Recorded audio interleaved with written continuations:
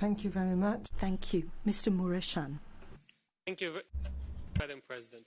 Dear colleagues, 3 years ago, the citizens of my home country, Romania, went to the streets to defend the rule of law, the fight against a strong and independent judiciary, in the cold, in the winter, in the heat, in the summer. And they did that with the European flag in their hands, and I can tell you that was one of my proudest moments as a Romanian citizen and as a European citizen. And the people in the streets were asking for a strong role of the European Union in defence of European values. And dear colleagues, I tell to you tonight, now is the time to answer the call of the people of Europe, who expect ourselves to stand up for European values. Why now? Because we are about to adopt the budget of the European Union for the next 7 years, and we are going to add on top, rightly so, a €750 billion EU recovery mechanism. We're going to spend more money than ever, and the more money we spend, the better the control of it needs to be. Now is the time to invent a clear rule of law mechanism linked to European funds. How should it be? It should be clear, it should be objective. It should treat all countries fairly, and it should treat all member states equally. It should not be political, it should be effective, it should not be watered down. This is what we call for. There is a clear majority in favour of it in the European Parliament. Mr. Roth, let's start negotiations on this without any further delays. We have had a position on it for 1.5 years, and let's deliver now. Thank you very much. Thank you. Now, from Ms. Gardia Zabal Rubial. Thank you very much, Chair. Commissioner Hahn, I think we are all aware of the importance of this discussion, because we are speaking of no more, no less than the rule of law and its importance with the most important issues for the next few years, microfinancing, own resources and the budget. It's crucial that we reach an agreement as soon as possible so that the programmes can continue without delay. It is our responsibility to negotiate an excellent democratic mechanism and set clear criteria without making mistakes. We need to be as positive as possible. We need a proposal from the Council in which we can negotiate. Now, there are many positive aspects. The recovery mechanism. We all supported this. We didn't include ourselves in this. We negotiated it a couple of years ago. But something of great concern is the definition of the rule of law. We have to be as demanding on this within the Union as we were with states before they became members of the Union, or as we are with other countries. Of course, I'm very concerned of this change from reverse qualified majority to qualified majority. We should make sure we don't lose sight of our objectives. And I think once again we are seeing that the European Parliament is just being given a mere role of consultation, and this is something which is beginning to be disturbing. There's a lot to discuss, but at least we have this proposal on which we can start negotiations. Thank you very much. And next we have Mrs. Hayer. Thank you, President. Colleagues, last week Viktor Orban called for Commissioner Jourova to resign. She is in charge of defending our values. What was the reaction from the other member states? Nothing. Today, Viktor Orban once again has threatened to block the recovery plan. Why? Because Europeans don't want their democracy to be attacked using their taxpayers' money. How have we ended up here? Let me be clear about one thing. If member states did not have their hands tied by unanimity, perhaps we could finally defend democracy if their hands were no longer tied, perhaps we could move swiftly to a recovery fund. Minister, negotiations on the next budget have reached an impasse. Everyone has threatened a veto. Now we need to look to the future. 2021 is in a few months' time. Thank you. Mr. Kofod, go ahead. Tak for det, formand. Vi skal passe godt på skatteborgernes penge, og derfor bakker jeg selvfølgelig op om, at vi tager en diskussion om, hvilke krav man som land skal leve op til for at få adgang. Well, it's important when we look at who has access to all these billions that come from the EU. Let me just make 2 points. I am concerned that certain countries have to pay more than others for European projects. This goes against the strategies and guidelines of my party.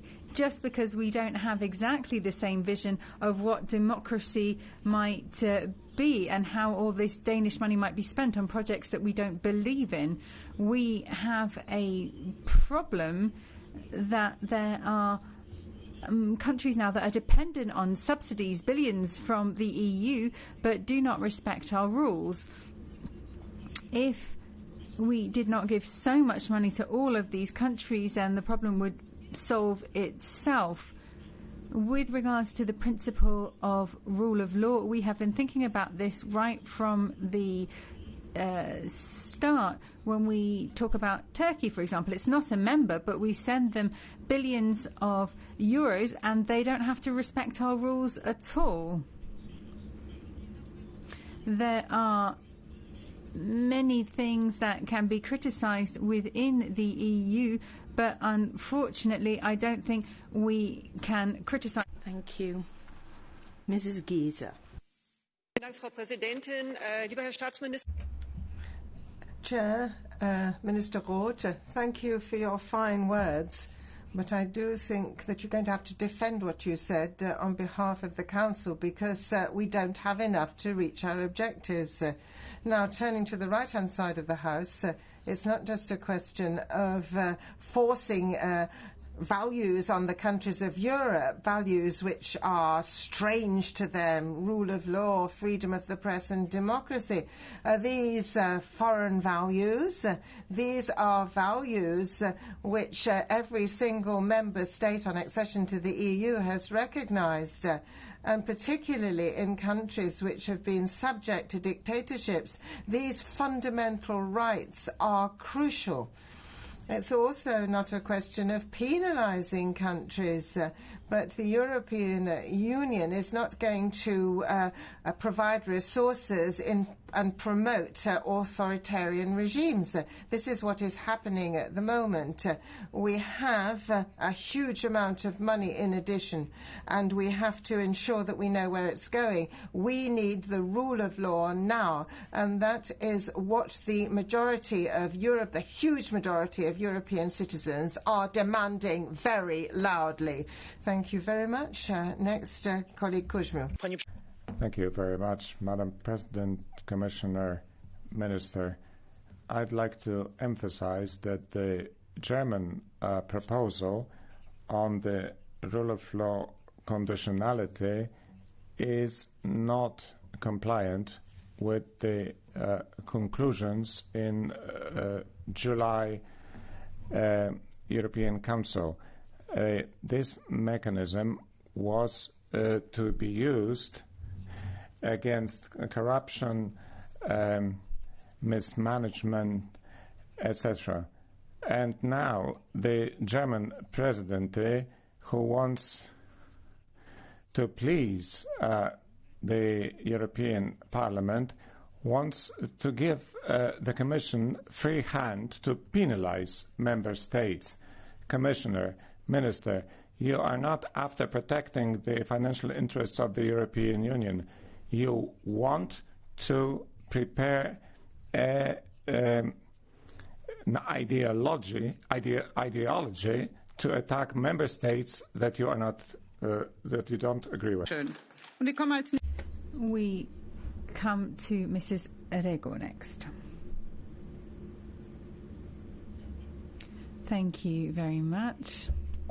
The truth is that in such a debate it is inevitable to ask ourselves when it became normal to have discussions that in Europe we need to comply with the rule of law or not. When did we accept that governments on the extreme political scale stop complying with fundamental rights and rule of law? It seems to me we're just deciding how indifferent we're going to be when it comes to violations by certain countries. How indifferent are we going to be when Hungary turns away immigrants from its borders, or Poland that creates LGBTI-free zones? How indifferent will we be to those who hate women? I think what we are discussing here is a false discourse here. It's just about access to money, but human rights are complied with or not, and we must ensure that this rule of law is complied with, and what's being proposed by Council, it just makes you complicit in this. Thank you very much. Mrs. Hoekmaker next. Thank you, President. Now, receiving subsidies. Is it a good idea to deny access to subsidies in member states? Well, no. EU subsidies tend to be vitally necessary to achieve EU goals, and if the tap is turned off, then the projects will not be able to continue. Now, combining political goals to access to funds will lead to complications. The Netherlands should know this. In 1975, we saw the situation in Suriname, a former colony. We tried many threats and this didn't work. I share the concerns about irregular use of EU funds, but there's a better way to tackle this rather than cutting off access to EU funds. We could offer real-time information on use of the funds on the European Commission. That way all citizens would have access to information on how monies are being spent. Licking rule of law provisions, that would just take time. Thank you. Thank you very much. Our next speaker is Mr. Fernandes. Muito obrigado, Senhora Presidente. Respeitar o Estado. Thank you, Chair. Respecting the rule of law and European values should be an obligation and not an option. Furthermore, I'm very struck to note that certain member states respected the accession criteria when they became members of the European Union, accepted their values, but then once a member, they no longer respected those values, and this is an unacceptable step backwards. Unacceptable because the European citizens, the European taxpayers are paying for this. They are contributing something to those who are not complying with the rule of law. So I think that all of us should be in the same boat, and we should also work to guarantee that the rule of law is respected. Independently of solidarity, it is unacceptable that member states who don't respect the rule of law start blackmailing people when it's a question of this recovery fund. Thank you. Colleagues, I understand that this is an extremely important topic for all of you, but please do try and stick to your speaking times. There's really limited speaking time when it comes to the groups, and we want this to be fairly distributed between them. So the next speaker is Ms. Infeld. Go ahead. No, Entschuldigung. Apologies. Marques, Frau Kollegin Marques. Muito obrigada, Presidente. Ministro Roth. Thank you very much, Madam President. Minister, Commissioner Hahn. When you look at the Copenhagen criteria. They talk about the stability of the institutions which should guarantee democracy, rule of law, human rights, respect of minorities and guarantee their protection. End of quotation. Each country knows that since 1993 that if you want to be a candidate country to the European Union, you have to respect these principles. In order for negotiations to start, countries have to respect this first criteria that I have just quoted. No country can decide to stop respecting these criteria after they become a member of the EU. This is an obligation for all of the 27 member states, and this is the EU that we want to see. The financing of the EU is made available to the member states through the MFF and the recovery package. These are funds that are directly or indirectly financed by EU taxpayers. So principles such as transparency, using public money properly, are extremely important. And in addition to this, respecting EU values and commitments. That is why we need a robust mechanism that will protect the final beneficiaries, that protects European values, that does not call into question the EU's ability to provide a European response to this crisis. We have created expectations among European citizens, and rightly so, due to the creation of this recovery package. We trust in you, Mr. Horth, to come to an agreement on this mechanism on the rule of law. Next, we come to Mrs. Intveld. Please go ahead. Yes, thank you, Madam Chair. I would like to thank Minister Roth for his very personal commitment, but we have to recognise that Council has basically passed on the hot potato to the European Parliament, because a majority of governments secretly hopes that Parliament will do their dirty work for them, because they are being held hostage by the autocrats in their midst. And that is why reverse QMV has to be a red line for this House. And let's not fall into the trap that we have to accept a trade-off, either the rule of law or some of our other demands, like own resources, for example, because we don't. Because this is not about money. This is about what kind of European Union will be funded with taxpayers' money in the next 7 years. Will it be the illiberal democracy of Orban and his Orbanettes, or will it be a European community of values and a community of law? Colleagues, we have one opportunity. One. We cannot fail. Thank you. Thank you very much. Next, Mr. Sofo. Colleghi, il Presidente von der Colleagues, Mrs. von der Leyen expressed the commitment to tackling the economic problems of Europe and the way in which we should deal with Europe as a multidimensional group of countries. The monitoring report, for example, is important when we are looking at the NGO reports that we are seeing coming out of many places in Europe. And often what we are finding is that we have the politically correct dictatorship, which is smothering not just the NGOs, but is hiding under the blanket of COVID-19. Very clearly, what we have to do is stop instrumentalizing this, ensuring that we don't discriminate. We have this and that, ad hoc responses to immigration, etc. We need to work together with Europe, with its citizens, and save our democracy. Thank you, Madam.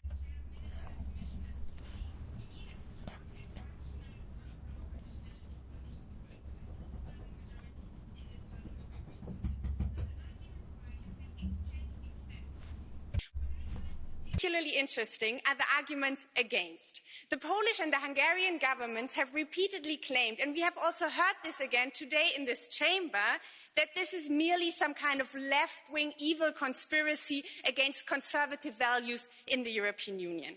What an absolute, utter nonsense. Because if we look at this proposal, at this conditionality, it is actually exactly that at its core. It's conservative. It is law and order politics at its best. You play by the rules that all member states have jointly agreed on, or you live with the consequences. And the consequences might mean that you cannot distribute EU money to your liking anymore. And I want to show you, this is where the big consensus in the European Parliament starts, on this left side, and then it goes all the way up until here, the EPP. This is not a left-wing conspiracy. Let's go back to reality and talk about real arguments. We need this conditionality and we need it now. Thank you. Vielen Dank, und es schließt sich aus, Herr. Thank you very much. Mr. Terres next. Am ascultat cu foarte mare atenție. I have listened very carefully to colleagues in the European Parliament talking about rule of law conditionality. Anyone in the general public following this debate will be expecting to hear from experts debating arguments, principles, values, methods to assess a rule of law in Europe. But what you have heard here today is that when it comes to rule of law conditionality and the link to the budget, that all this boils down to putting pressure on certain governments and member states. Governments are put under pressure if they don't go along with certain ideas. They shouldn't receive any more subsidies or funding. It's not really about rule of law. We're talking about the will of the majority, supposed majority, underpinning these principles. We're not talking about genuine values. We need an objective report produced by experts, but we can't expect that from this debate. Als nächster schließt sich an, Herr. Thank you very much. Mr. Pieper is next. Frau Präsidentin. Thank you very much, Madam President. Rule of law is not something that we can negotiate on. This is something hugely important. We can't allow the EU funds to be misappropriated. So it is important that we have this link. Otherwise, we can't have the Corona Fund. We can't have business as usual. We can continue go with the current budget. We can just let 1 year go. European rule of law is a very clear criteria, but there are other criteria too. The recovery fund has to help SMEs. We have to have research money. We have to have climate investment. We will not have recovery otherwise, because we will simply leave debts for decades to come without having achieved anything. What we need is real European added value from this recovery fund, and we have to have that link to a functioning rule of law system.